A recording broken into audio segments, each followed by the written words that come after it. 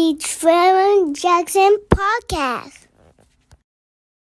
You know what I mean, checking me out and checking out my perspective with that. But we're going to get on to something that, you know, my most viewed video is on Candace Owens. She's someone I watch frequently. I haven't been watching her as much as I used to because she's been speaking on a lot of investigating journalism. She's investigating Bridget McCrone and she was investigating Kamala Harris and investigating people that it's really not of my interest because I understand the things that she's saying. She was speaking on that person being a man, then turning Bridget McCrone turning to a woman, marrying princes and kings, and you know it was just a lot. She was speaking on Kamala Harris, how she was cosplaying as African American and black, and she wasn't nowhere near a black person. And then after she started doing her investigative work, Kamala Harris never spoke on being black ever again. And I think black people need to stand on business. FBAs, Foundational Black Americans, need to stand on business when it comes to people cosplaying as us, not looking out for the best interests of us. And Kamala Harris definitely was one of them plants like that, just like Barack Obama. But, you know, it's a young lady named Amala who has kind of took Candace Owens' place when it comes to the trending conversations. And I just wanted to play this old clip of them speaking on black culture and victimhood before we get into the conversation. It seems that with affirmative action, we care about black students, we care about Hispanic students. These are the minorities who are going to benefit from this. Native Americans. And Native Americans. But the through line is not necessarily socioeconomic status. It doesn't seem to be resources. It seems to be that these are the minority groups that we feel bad for. We don't feel bad for Asian Americans because they have a culture of high academic standing. They have a culture of drive and of facing adversity. We look at black students and Hispanic students and Native American students. We are inferior. And we pity them. That's what makes my blood boil. I mean, it's just, I am not less than you because you are white. I don't need you to look at me and feel bad for me because of the color of my skin. And that's effectively what you're doing. Every time you take an application, you say, oh, well, this girl's black, so I kind of feel bad for her, so I'm going to put her at the top of a line. It's just not necessary. I believe, right, that black Americans are capable of performing in the same capacity as their white peers. You two don't actually believe that. Because if you support affirmative action, you are basically saying that black Americans cannot do it on their own. You know, I didn't understand affirmative action till recently. And I have to agree with those young black ladies. We are not less than. And we got to stop feeling like we less than as people, because we're just as qualified, we're just as capable as anybody else. You know, we may have more hardships at home. More of us have more hardships that we're dealing with at home when we leave those learning institutions or the jobs and everything. But we have to learn how to put that to the side and have tunnel vision on what we want. We are not victims. You know, my boy Scoopy, he was telling me how our community, this was a long time ago, this probably was a year and a half ago, our community viewed themselves as victims instead of conquerors, instead of leaders, instead of people of substance, people of intelligence. I don't want to be felt bad for, so you create something for me to help me catch up. That means you already won because you know that I view myself as less than because I need a program put in place to help me get just to the starting line. Crazy. Now, I remember the person who she was on platform this week. You know, she was doing her runs this week. She was on Stephen A. platform. She was on Theo Von platform. She was on Nick Cannon platform talking about her up-and-coming book. And, you know, it was a question posed to her on Stephen A. Smith's show about when she had the White Lives Matter t-shirts on, with Kanye West. And I guess for me, because I think about it, and I remember when you showed up, I believe it was in Paris, you were with Kanye West, and you were wearing the White Lives Matter shirt and what have you. And I said, damn. And I was upset. I was actually upset at you. And here's why, Candace, because I looked at it and I said, no, don't give the ammunition. Don't give the ammunition. You can sit up there and you can talk to folks about your views, what you know, and educate folks without them being closed-minded because they saw something and visualized something and automatically deemed that you were against us as a people. Right. So, I mean, as you reflect on a moment like that and you talk about the black community and politics, how do you feel? How do you gauge what's the right thing to do and what's not the right thing to do? You know, for me, the discussion and polite discussion, it doesn't work. I have found that. You can go back and watch me on stage with T.I. and Killer Mike, and it doesn't work with the black community. And I have a theory on this, and I think partially it's because we have this instance of father absence, but there's a lot of attitudes. There's a lot of attitudes. And if you try to come politely, you're just going to get disrespected. And so in terms of the White Lives Matter shirt, first off, Kanye, that's how he communicates. He communicates with art. That's like, this was Kanye's thing that I was stepping into, but I understood what he was saying there because he is someone that does not like, no one puts Kanye in the corner. No one tells Kanye what he has to be. And so when you start saying, oh, I'm going to superimpose you just being a black victim onto someone like Kanye West, and you know, he hated when white people would come up to him and say Black Lives Matter. So he's like, okay, you want to patronize me? Oh, let me patronize you. Your life matters too, right? Like, oh yeah, like white lives matter too. And I want you to know that white lives matter. Your life matters. He never liked that, the patronization of it. And so I felt the same way. And we communicate differently. I usually am using more bombastic words, but that moment to me, especially as someone who grew up and really Kanye's music kind of gave me the courage to be myself, to not have to be an archetype of what a black woman should be. And it was a moment for me that I reflect on very fondly. And yeah, it broke the internet, and it started a lot of conversations. But imagine if black people were just like, yeah, every time they saw a white person, I'm with you, but your white life matters. It's just, there's something about it I just don't like. You know, I didn't understand it at first. I was disgusted also with the White Lives Matter t-shirts. I didn't understand it. I didn't know what they was trying to convey.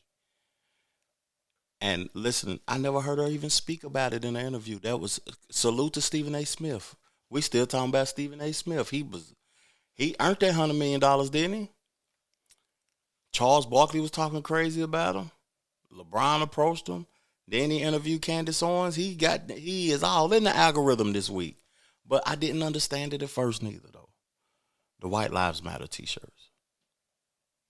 I didn't understand all lives matter, but I do understand it now, because when you say Black Lives Matter and you get people disgruntled, it's because they feel as if, oh, so you think your life don't matter? You think you don't. You think your life don't matter. Oh, we're going to promote that because y'all vibrating on a lower frequency. We're going to promote that. We're going to highlight that. And I didn't know it was that serious. I didn't know like they was placating to the minds of the people. Now, when you say white lives matter, they know they feel as if their lives matter. But we're going to tell you your life matter also. But they don't feel less than. The black people feel less than. So when you say Black Lives Matter, we just want our life to matter. We just want to matter. Oh, all right, we're going to invest in that. Because y'all angry, y'all disgruntled, y'all feel like y'all don't matter. And a lot of people who feel like they matter, who feel as if they're valuable, who know, not feel, know that Black lives matter. That sounds disrespectful. We know our life matter. We know we of substance. We know we gods on this earth. We know we are the highest frequency. We know we the creators of all things. We've created everything. We know our life matter. We don't need you to tell us our life matter. I understand it now. But, you know, I didn't understand it then. Why they wearing the White Lives Matter t-shirts. It was so metaphorically speaking. that it was like people was thinking that they don't like themselves. They are trying to say white lives matter. No, we want y'all. They was basically saying we want y'all to feel the energy that we feel. Saying that your life matter. I don't even know if I'm explaining this right, but I know how I feel inside, and I know what I understand about it now, because we know Black Lives Matter. Y'all don't have to go out here and do all of this and that. Your life matter too, because your life is just as fragile as mine. Real talk. Now, something that she said during that clip also that really stuck out to me, it was polite discussion. As a leader in the Black community, I don't know too many leaders that has been embraced, that people have championed, stood up for, that spoke politely, that spoke eloquently, that spoke softly. Most of our leaders and the people that is Dr. Claude Anderson's, the Malcolm X's, the Martin Luther Kings, the Fred Hamptons, they spoke with aggression. They spoke loudly to the people. They spoke directly. You can be right and speak softly to the people, and they will not want to hear you. And what you're saying is right, because that's just who you are as a person. You are a naturally cool individual, laid back. You know, you talk cool, you talk slow because you're from the South, like me. And people won't want to hear what you got to say because you're not aggressive enough. Now, I want to ask the community, the La Familia, why is that? Help me understand, because I don't understand that. You can speak to me in a multitude of ways. If what you're saying is of value, then I'm going to internalize it. But it seems like our people, they don't like polite discussion. They like aggressive discussion. Let's further on with the clips and the conversation. Disgusted would not be the right term for it. Frustrated, yes, and constantly trying to give people the facts so that they understand that Lyndon Baines Johnson was an avowed racist and he hated us, and yet we are doing everything that he wanted us to do. We are reacting emotionally and not rationally. We seem to be a stereotype of irrationality, actually. All we have to do is make them feel something and they won't react. And I want to be clear, it's not just Black Americans. The Me Too movement was another manifestation of that. That's why I'm doing this Harvey Weinstein series. But what really does upset me about the Black community is that the manner in which we defend criminals, you will not find this in any other community. Okay. So white person gets shot, killed, unarmed. They're not coming out. White people are not coming out and burning down their own neighborhoods, right? They're going to be Did you see the Black community attack me for going off about OJ being celebrated? Did you see that? Yeah. Yeah, they've conditioned us to actually defend the worst in our communities. They just will let it go. You think Chinese people are going to run outside if they're like, well, listen, this guy was high on fentanyl. He got into a brush up with police officers and he died. Chinese people will be like, especially Asian moms are just dead serious. They'd be like, you idiot, good for you. So you're an embarrassment. Never come home. This is how Asian women are. They have a standard. You think Jewish people are coming outside and going to, rally around? No, they all know that they think of that as like a natural process. We don't want to associate with that. And we have the exact opposite mindset. And when I say the exact opposite, I mean also the reverse of that being that the most educated and the most accomplished people in our community, in terms of their intellect, we reject. How can we ever get ahead, right?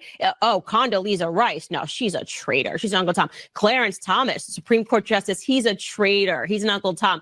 Dr. Ben Carson, a literal brain surgeon. Black people will call him stupid. It's crazy. So there's no way Black America can get ahead with that backwards mindset where you put George Floyd on a T-shirt and you denigrate and disrespect someone like Clarence Thomas. I'm just not with it, No. You know what's interesting? I don't know the statistics of the amount of people that is celebrating, and I don't think that she or Stephen A. does either. But the amount of people that are celebrating drug dealers, thieves, rappers, hoodlums, negative behavior, foolishness, debauchery. It's just that I don't know the amount of people in our culture that is actually celebrating that. But when I look around, I think about how people are reacting to rap music and the negative stuff, the drill music, how people were celebrating Big Meech coming home. It was a criminal. Who cares? At the end of the day, why do we even care? Why do we even care about, like, people with a lot of finances, people that we perceive to be successful? Why do we even care? At the end of the day. And we reject the educated. Like what Candace Owens was saying. We don't pay attention to the people that is educated.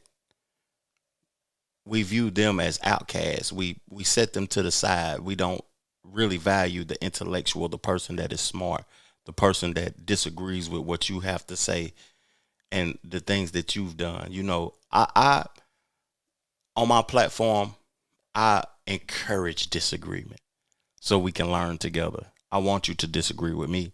I'm not going to shut you off or, block your comments or not allow you to be a part of the discussion. I want you to not embrace what I got to say. I want to learn from what you have to think about this topic at hand, your point of view of this topic. It's just that it's crazy. Listening to Stephen A, though, he interject midway through that conversation and said, you see how the black community came at me because of what I said about OJ. That's the part of Stephen A that people don't like. OJ wasn't convicted of that crime. So why are you holding him accountable for something that he was acquitted of? White people don't. He was acquitted of it. He beat it. You don't like it, that's your problem. He beat it. He's not guilty. He wasn't a murderer. He was one of the greats in athletic sports and stuff. It was going to be people that side with him and celebrated with him. He wasn't convicted of that. He didn't do it. If he wasn't convicted, he didn't do it. So what's Stephen A talking about? You should have been criticized for the things that you said. That's the part that people don't like about you, because you spoke bad about O.J. Simpson, something that he wasn't convicted of, dog. He pushing the agenda forward, but that's him. Salute. Real talk. Salute to Candace Owens also.